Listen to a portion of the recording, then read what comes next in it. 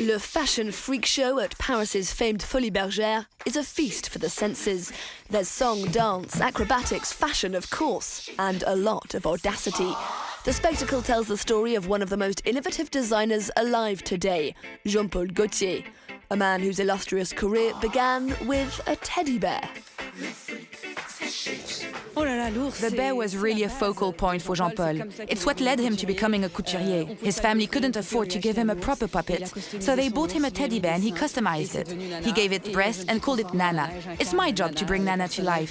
It's the artistic base for all the creativity that came afterwards. It's an honor. In 1961, Jean-Paul Gaultier was 9 years old. One night, watching the television, he stumbled upon a show recorded at Folies Bergère. The following day at school, he drew what he saw. The teacher saw what I was doing. This woman wearing feathers and fishnet stockings, and she was furious. She made me get up onto a little platform. She spanked me with a ruler. She made me walk around the classroom to humiliate me. But it didn't have the desired effect. I was a lonely boy at school. I wasn't any good at football. I was a bit of an outsider, rejected by my classmates. And then all of a sudden, the other boys started asking me to do them drawings of women like the one I'd been doing. And at that moment, I understood that through my drawings I could win acceptance. The doors to the wider world were opening, people's faces lit up when I showed them my drawings. For Jean-Paul Gaultier, the glass is always half full. He's an eternal optimist.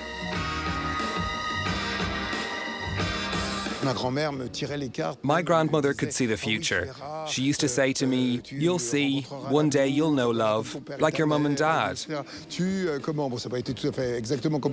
And as it turns out, it wasn't exactly like my mum and dad. I fell in love with another man. When I realized I was gay, I told my parents, and I worked out that whoever I was with, woman or man, that it was all okay. Jean-Paul Gaultier began his career as a stylist alongside his boyfriend Francis. They had no money, but a lot of ideas. And that's the story told by Le Fashion Freak Show, one of family, friendship, love, rebellion, and broken taboos. It's about the different stages in my life working in fashion. It's a journey through time and different periods. There are the 80s with the AIDS epidemic, all those things I lived through, my boyfriend dying of AIDS. And it goes up to the present day, because of course the fashion freak show is today, it's happening now. For Jean-Paul Gaultier, putting on a show at Les Folies Bergère has been a lifelong dream. He was keen to use the opportunity to honour the woman known as the Black Pearl. 1920s dancing sensation Josephine Baker. She, too, challenged social norms. My grandmother's sister was the school teacher of Josephine Baker, because I'm part black, believe it or not. You know, and my mother, she comes from the South. And so my grandmother's school teacher told Josephine to leave Georgia and to come to Paris and to perform. And she came to Paris and she performed on this very stage at the Folies Bergère. And now, for the 150-year anniversary, I'm here performing Josephine. And so Jean-Paul said, let's put some bananas on you, why don't we? And because Jean-Paul Gaultier is Jean-Paul Gaultier, the part of Josephine Baker is also being played by a man. He was really the first person in the world of fashion to embrace the diversity that we all see in wider society. My mum also used to tell me, the world needs all types of people. And that's what I see in Jean-Paul Gaultier. He's not afraid to show that anything is possible, that beauty comes in many forms, that we need to love ourselves, to try to understand each other, that we shouldn't be quick to judge, because the most important thing is being able to live together in harmony. For this show, putting together a cast is all about finding a wide range of performers. The more unusual, the better. We're an excellent ensemble cast. We tell Jean-Paul Gaultier's life by bringing all our differences, our experiences to the table.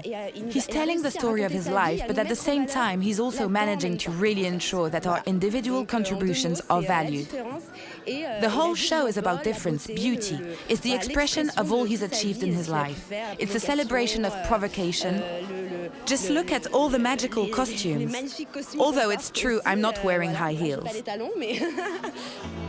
All the the actors' costumes are inspired by Gaultier's extensive archives. Modifications were often needed to make sure they weren't too restrictive. I think I've succeeded in really communicating something through the clothes, like a lot of people do actually. And there isn't really any one single definition of beauty. For example, in the past I've opened a tin of cat food and I've thought, wow, that would make a great bracelet. It looks like an African bracelet. And boom, I turn it into a bracelet. That sums it up really. We're so used to codes that designate some things as beautiful and other things as ugly. Sometimes you need to relearn to look at things with a child's eye, to be less concerned with all these cultural codes.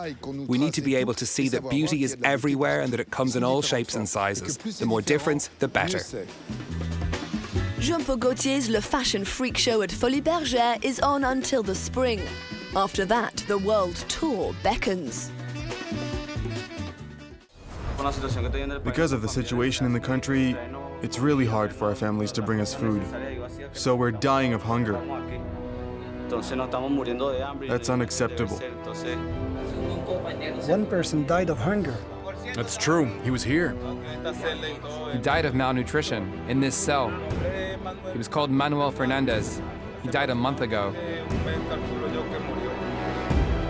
Don't miss Reporters Plus in Caracas, a stunning documentary on the reality of life in the Venezuelan capital, on France 24 and France24.com.